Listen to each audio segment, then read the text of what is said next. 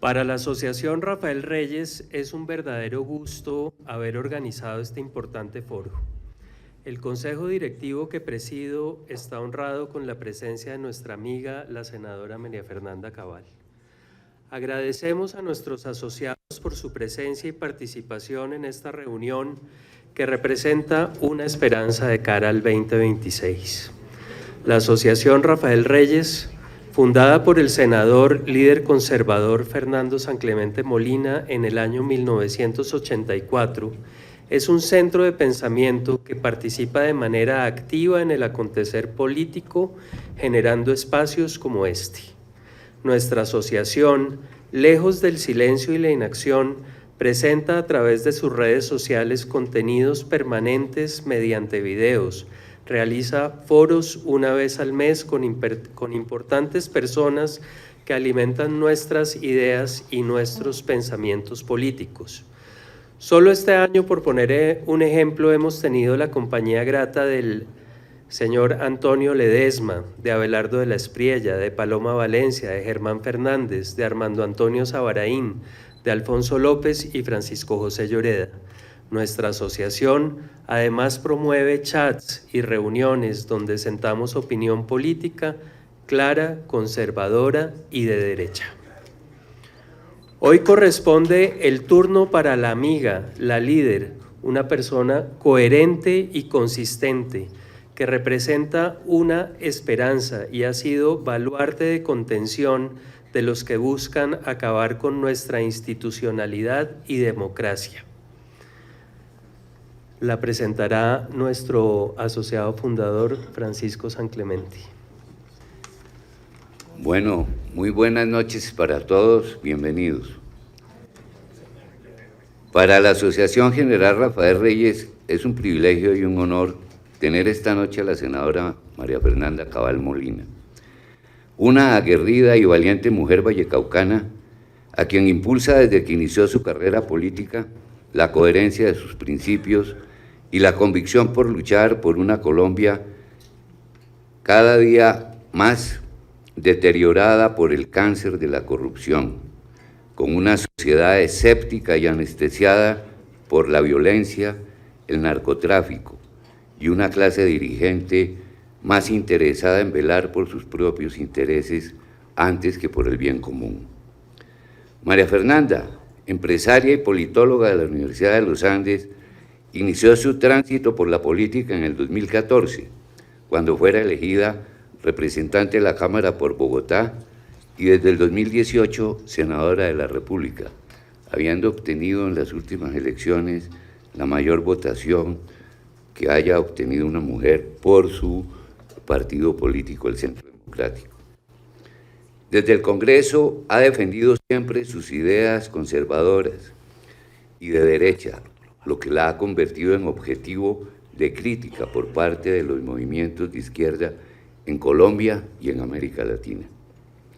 Precandidata a la presidencia en 2022 por su partido, desde el 2023 anunció su intención de aspirar a la presidencia de Colombia para las elecciones del 2026, y esta noche nos hablará sobre la democracia en peligro, tema de preocupación creciente desde los diferentes ámbitos de la sociedad y del cual han advertido dirigentes gremiales, empresarios, políticos y sectores académicos nacionales e internacionales. María Fernanda se ha convertido en la más crítica y combativa senadora a las políticas del gobierno de Gustavo Petro y se ha dedicado a recorrer el país divulgando su visión sobre el modelo político y económico para la solución de la escalada de violencia, el deterioro institucional y la cada vez más difícil estabilidad económica colombiana. Su voz es cada día más escuchada, tanto en nuestro país como en el exterior. Bienvenida, senadora María Fernanda. Estamos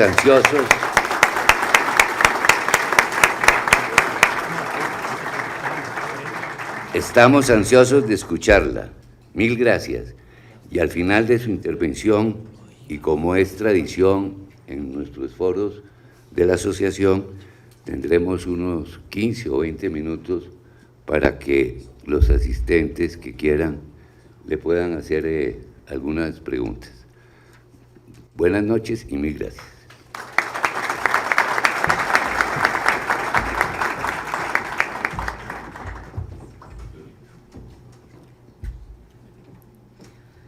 María Fernanda Cabal es senadora del Centro Democrático y actualmente lidera la oposición en Colombia. Estudió Ciencia Política en la Universidad de los Andes y ha dedicado su vida a la labor social. En 2007 creó la Fundación de Fedegan, conocida como Fundagan, y desarrolló un programa llamado Una Vaca por la Paz.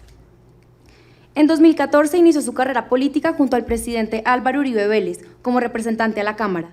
Desde entonces, ha trabajado en favor a la fuerza pública, la educación, la seguridad y los derechos de las víctimas del terrorismo. María Fernanda Cabal ha sido senadora en 2 periodos, siendo la mujer más votada en las recientes elecciones. El libro La democracia en peligro aborda la amenaza de la dominación comunista y cómo ésta ha ido ganando terreno en los últimos años. Analiza el Foro de Sao Paulo, una organización clave en el financiamiento de campañas socialistas a través del narcotráfico. Además, el libro destaca la debilidad de la democracia en varios países, especialmente en Colombia, y la importancia de comprender las verdaderas intenciones del progresismo, cuyos gobiernos han dejado un rastro de ineficiencia y descontento. La obra también toca temas como la corrupción en el gobierno de Gustavo Petro y el peligroso control territorial que enfrentamos hoy en día por parte de los grupos criminales, como el Clan del Golfo, las FARC y el ELN.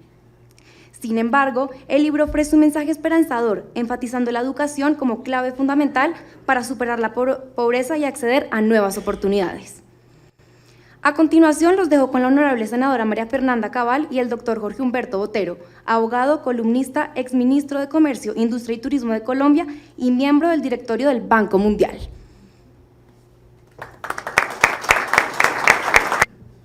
Comienzo dándole las gracias a María Fernanda por haberme elegido para acompañarla en esta noche en la presentación de su ensayo. Tenía seguramente muchas otras opciones mejores y no obstante ha querido que sea yo quien la acompañe y eso me resulta grato y honroso. Pero además hay un pormenor que me parece interesante destacar. Ella sabe y yo sé que tenemos afinidades profundas y también diferencias. Y pese a eso, ella ha querido que sea yo quien la acompañe.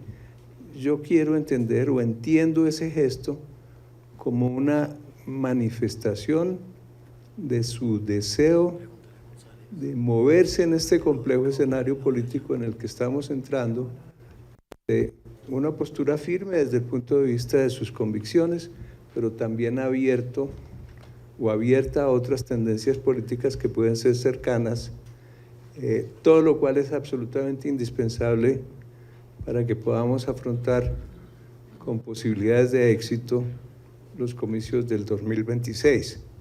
No le puede volver a pasar al país, como le pasó en el 2022, que las mayorías perdieran como consecuencia de un conjunto de errores de orden estratégico que hicieron posible que la minoría petrista, que es minoría, no es más allá del 25 o 30% de la población políticamente activa que vota, no es poco, pero es una minoría.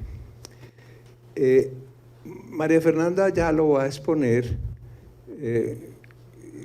con claridad las amenazas que ella ve sobre el futuro de Colombia, pero como una forma de introducir el tema, yo quisiera mencionar, y esto es relevante, que está disponible para adhesión de ustedes todos en doc.org, un documento que con otras personas, más de 250 o 300, liberamos al día de ayer.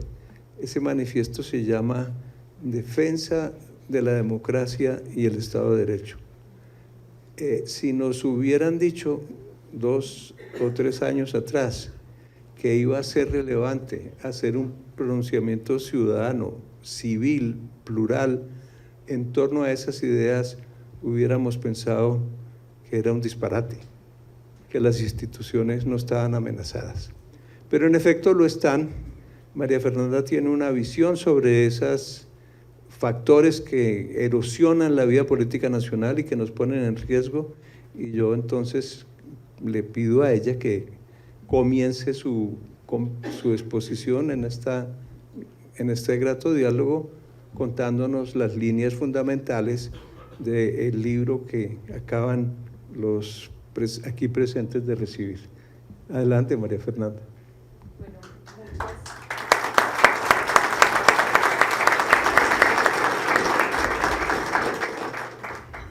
Hola, ¿se escucha bien?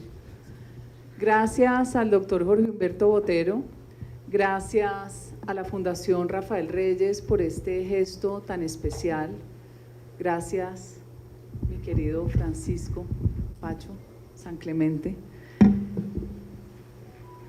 Nos pareció importante que tuviéramos un interlocutor, creo que está sonando raro, ¿no es cierto? Un interlocutor que no necesariamente compartiera la totalidad del pensamiento nuestro o contemporizara con eso, porque yo soy una defensora de la controversia en civilización. Cuando aquí se habla de la polarización, yo creo que la polarización es importante siempre y cuando se discuta sobre principios de respeto. Y ahí va uno encontrando de repente en la idea del otro contenidos que pueden servir para el pensamiento propio. Y es solamente cuando el debate de las ideas llega hasta un punto en que podemos llegar a afinidades, a consensos o sencillamente no estar de acuerdo. Pero el triunfo de esas mayorías también se ha venido degradando con una fórmula macabra que también en algún momento la tocaremos aquí, que es el exacerbar las minorías apelando al sentimiento cuando dejamos de lado la fórmula de lo que creemos las mayorías. Yo abordo la historia en este ensayo como fundamento para entender por qué estamos hoy como estamos, aquí en este momento, con el gobierno de Gustavo Petro. Esto no es casualidad, esto no fue una circunstancia, esto es una hoja de ruta, como lo dice el libro, de dominación continental comunista. Y la tesis que yo expongo viene desde los años 20 con la Internacional Comunista, con la exportación de la revolución a través de la Comintern y cómo va capturando su presencia, cómo va capturando países, no solo en América Latina, fue en toda América, pero especialmente se afinca en América Latina. Y vamos viendo cómo ese protagonismo de la extrema izquierda radical finalmente llega en los 60 hasta los 90 con la estrategia que se denominó el foquismo. Desde Cuba, donde se entrenaban las guerrillas, con financiación desde Moscú. Llegamos a tener 420 grupos guerrilleros en América Latina, en 23 países, pero solamente sobreviven las guerrillas en Colombia. ¿Por qué? ¿Qué fue lo que pasó? ¿O qué nos pasó? Entonces, a lo largo de la narración van ustedes viendo elementos que salen de los hechos de esa historia y que pueden ser contrastados, porque yo no intento usar la historia con fines ni doctrinarios, ni tratar de cambiarla, como pasa hoy en día. Yo siempre he defendido y he expuesto esa disputa que hay entre historia y memoria. La historia tiene fuentes fidedignas y comprobables. La memoria es deleznable, es manipulable, crea mitos y leyendas, y es la que por excelencia usan las doctrinas colectivistas como el nazismo, el fascismo y el comunismo. Aquí, si no recogemos la historia, no sabemos qué nos pasó ni por qué estamos aquí. Y las nuevas generaciones no conocen de historia o no les interesa y no saben por qué estamos aquí. Ese ejercicio que hicimos, Jorge Humberto, que finalmente se materializa en un libro fácil, didáctico, apelando también al uso de los mapas, porque la geografía de la historia es parte de esa verdad que tenemos que vivir hoy y de lo que nos pasó, nos va llevando a 2 etapas, la del foquismo del 60 a los 90, donde se pretendía en las zonas rurales organizar los grupos para poder promover desde adentro la revolución, no les funciona por la vía armada, hasta esa segunda etapa que comienza en los años 90 hasta hoy, pero que se divide en 2 olas rojas. La primera, el Foro de Sao Paulo. Muchas personas trataron de soslayar hace mucho tiempo lo que era el Foro de Sao Paulo. No, el Foro de Sao Paulo fue la estrategia de contención de lo que significaba la caída del muro de Berlín. Esa estrategia entre Fidel Castro y Lula da Silva para poder promover un caudillo, esta vez en cabeza de Hugo Chávez, fue lo que generó las consecuencias de haber llegado al poder no por la vía armada, sino como caballo de Troya, utilizando las vías democráticas, y no para irse, sino para quedarse. Y la gravedad de esto es que, a pesar de que lograron ganar en muchos países y que de muchos países se lograron liberar, volvió una segunda ola con el triunfo de Andrés Manuel López Obrador, el de Boric, el de Lula que retoma el poder y el de Petro, con un agravante, que la financiación que venía primero de Moscú, después de los petrodólares venezolanos, con el Foro de Sao Paulo, ahora viene del narcotráfico. Y la peor amenaza que vivimos en este país hoy es el narcotráfico en la financiación de la política, en su capacidad corruptora de las instituciones del Estado y en la amenaza que significa hoy mantener el Estado en democracia. Yo los invito a que recorran este libro, que es muy sencillo pero muy enriquecedor, porque da las herramientas de qué nos pasó. Y ahí en lo que nos pasó vamos a entrar en controversia, Jorge Humberto, porque yo le echo la culpa no solo al narcotráfico cuando usted como Estado cede, y no solo a la complacencia de gobiernos que a través de la dialoguitis le dan estatus político a la barbarie. Cuando usted reconoce que la barbarie es importante, igual que un Estado de Derecho, igual que la protección de sus ciudadanos, usted sencillamente claudica como Estado. Cuando usted pretende dialogar sin límites, sin ponerle un punto final, pensando que su contraparte tiene de verdad idea de acogerse a vivir en institucionalidad, y cuando usted cambia el sistema de diálogo que antes era con amnistías, indultos y de pronto había algo en justicia transicional por la transformación del Estado para satisfacer a los que lo han querido destruir, usted claudica como Estado. Entonces, comencemos las preguntas. Bueno, lamento decir que hasta ahora no has dicho nada en lo que pueda yo discrepar. La dialoguitis. Bueno. Usted es amigo del diálogo. Bueno, abordemos ese tema quizás con una perspectiva más general. Es la singularidad de Colombia.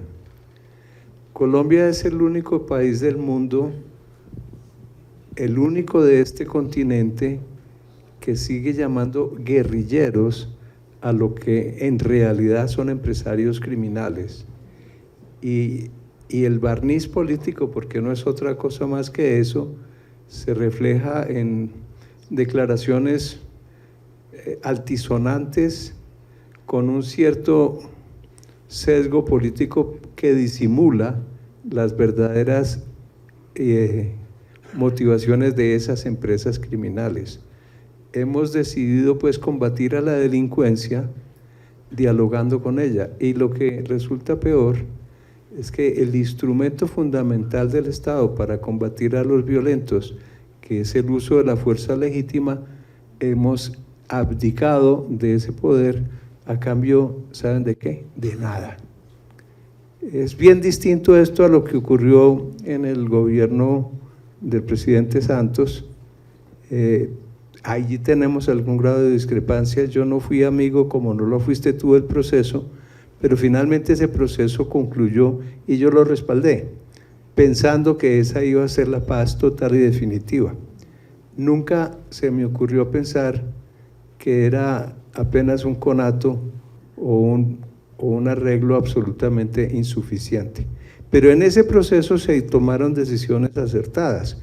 Por ejemplo, se comenzó por definir con las FARC una agenda temática relativamente bien estructurada. Y en segundo, no se dispuso que los acuerdos que se fueran logrando serían instrumentables de inmediato, lo cual es imposible. Y tercero y peor, se declinó del ejercicio de las armas hasta cuando ya era un hecho irreversible que las FARC se desmovilizaban y por consiguiente era imprescindible abrir un espacio de tregua para que esa desmovilización ocurriera. Nada de eso está ocurriendo hoy y por eso estamos en lo que tú bien denominas dialoguitis. ¿Cuál es, María Fernanda, la visión de largo plazo, los instrumentos que quiere usar el presidente Petro para llegar a la realización de sus aspiraciones y sueños políticos? Háblanos del futuro y del futuro de los conatos totalitarios del presidente Petro. Como esta es esa segunda etapa, desde el Foro de Sao Paulo, y a su vez la segunda ola roja, de la que hablamos, nunca pensamos nosotros que la izquierda iba a llegar al poder presidencial. Siempre los vimos como una minoría, pero se venían preparando para esto. Por eso yo veo como una situación demasiado peligrosa. Primero, la forma en que accedió al poder. El pacto de la picota no es un chiste. Allá fue su hermano con el exalto comisionado de paz a hablar con los extraditables. No creo que propiamente fueran a confesarse de nada. Allá llegaron a hacer alianzas y acuerdos para la elección de Gustavo Petro. Posteriormente, y una vez llega él al poder, empieza a dar todo tipo de señales, no solo de proyectos estatistas que van a reventar buena parte de las estructuras que hemos construido y de lo que hemos ganado como sociedad en eso, lo de la educación pública y privada, porque gracias a la educación y a la oferta de educación superior privada es que tenemos en Colombia lo que tenemos hoy como educación privada, no por la educación pública. Cuando accede al poder y empieza a dar sus manifestaciones, él hace otra cosa adicional. Primero, a él no le interesa el acuerdo de paz con Santos. No le interesa. Eso alerta, a mi juicio, a Juan Manuel Santos. Porque Juan Manuel Santos lo que más quiere es, yo lo llamo el engendrito, su acuerdito terrible que amarró a una sociedad por años. Sí, yo entiendo que no se le pone un límite estrecho de tiempo, pero con unos recursos tan ingentes que pone a toda la sociedad a trabajar para un grupo guerrillero minoritario, también aduciendo que las causas de la guerra eran causas objetivas, como la pobreza. Cuando él empieza a mostrarnos cuáles son sus ideas y el diseño de su política pública, lo primero que vemos es que él quiere desafiar la autoridad para darle poder a una cantidad de grupos y de minorías que lo que están logrando es desarticular el sentido de nación, exacerbando minorías étnicas y minorías de inclinaciones sexuales para decirles, ustedes son esa parte excluida de Colombia y ustedes son con quienes nosotros tenemos que trabajar. Ahí es donde él empieza a fortalecer las guardias indígenas, las guardias cimarronas, las guardias campesinas, a inventarse que las juntas de acción comunal dentro de la ley del plan podían recibir, y de hecho han recibido ingentes sumas de dinero para hacer proyectos que las juntas de acción comunal no tienen capacidad de realizar. toda esa relación de él con esa base social no es porque él quiera, ni a las minorías, ni a los LGTBI, no es porque los quiera, es porque él necesita, como anarquista que es, profesional de eso, porque así ganó en su vida, en un país que no ha hecho sino regalar amnistías e indultos e impunidad a los bandidos, él logra mantener el discurso para poder tener una sociedad dividida en lucha de clases, que eso ya no le funciona, porque las clases sociales no son agentes de cambio, porque el capitalismo destrozó la teoría marxista, y ahora apelando a lo que apela el Foro de Sao Paulo, que es a la tribalización de la sociedad. Ahora es negro, indígena, o sea, el resto de la sociedad no somos pueblo, él es el dueño del pueblo, él emula al pueblo.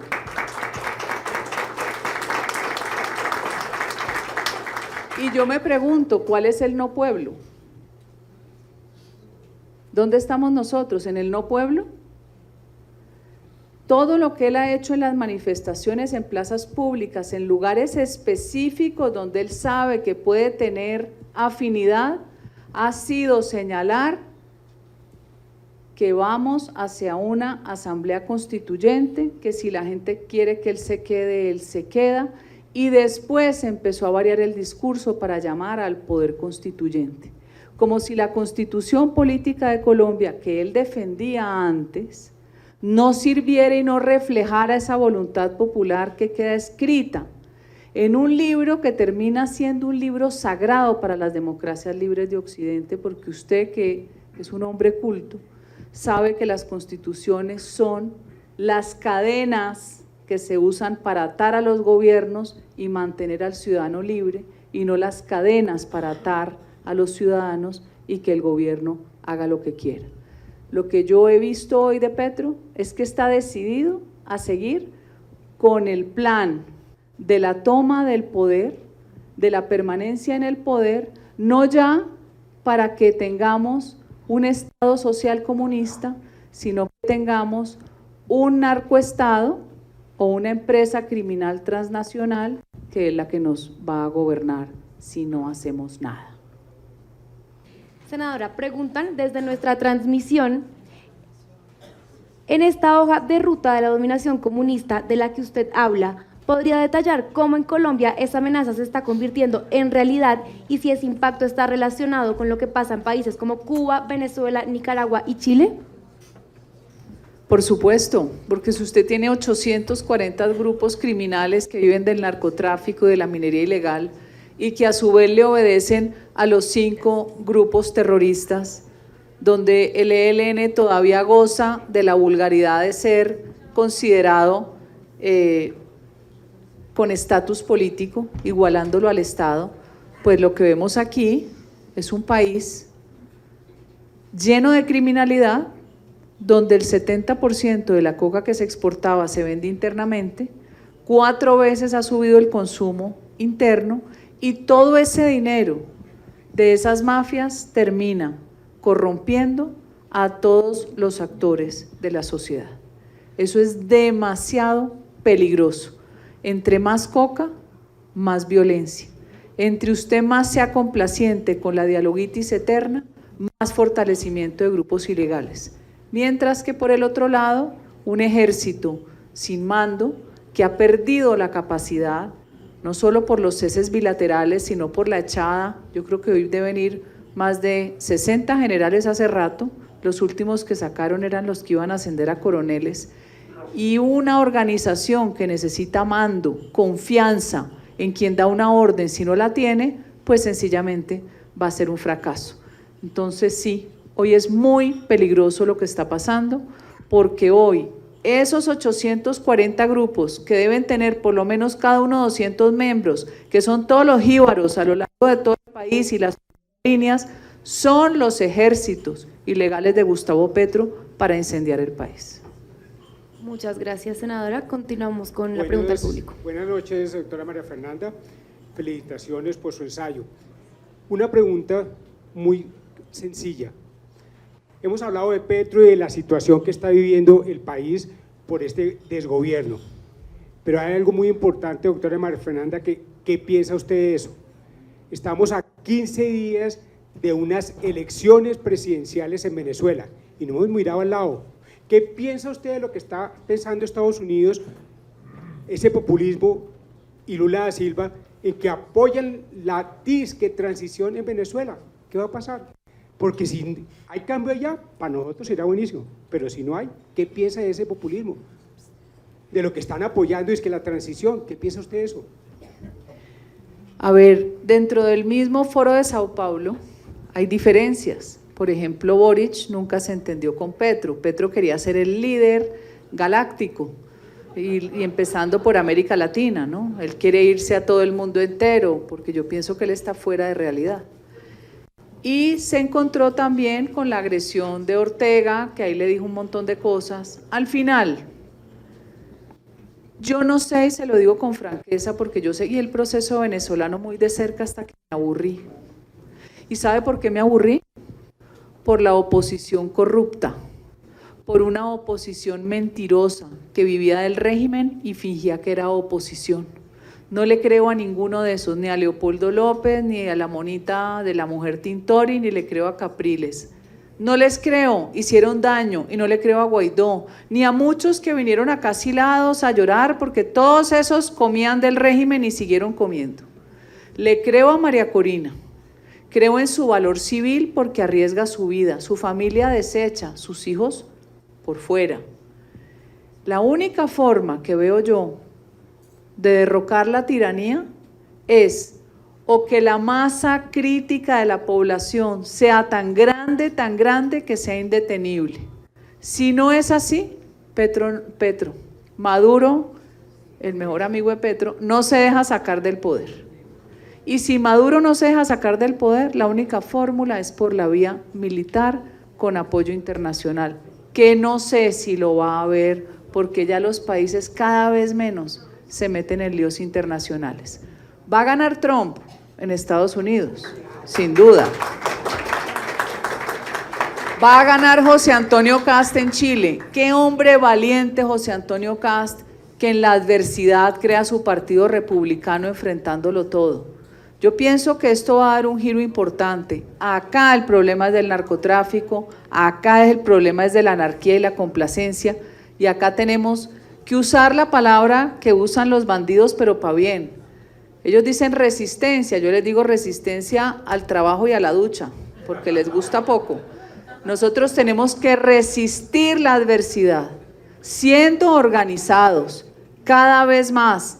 Tenemos que recoger a todos los indignados que votaron por Petro y que ya no les cree porque les dijo mentiras, que están en todo el país.